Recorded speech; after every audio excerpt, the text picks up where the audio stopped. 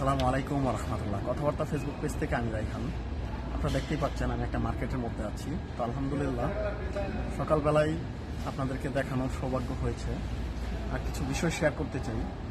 মহান আল্লাহ তাআলা ব্যবসাকে হালাল করেছেন, সুদকে করেছেন হারাম। তো আমরা সবাই ব্যবসা বান্ধব হই। ব্যবসা কিন্তু নিজের। আমরা ছোটও যদি ব্যবসা করি তাও ব্যবসা কিন্তু নিজের। আর চাকরি যত বড়ই হোক না কেন, চাকরি কিন্তু পরের। চাকরিতে কিন্তু কোনো ফায়দা নেই। চাকরি করবেন যত বড়ই করেন না কেন, এটা কিন্তু অন্যের।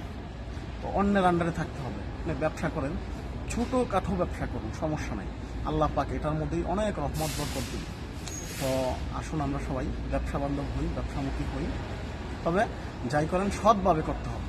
ব্যবসা ছোট হোক বড় হোক, আপনার নিজের। এখানে আল্লাহ পাকের রহমত অটোমেটিকলি চলে আসবে।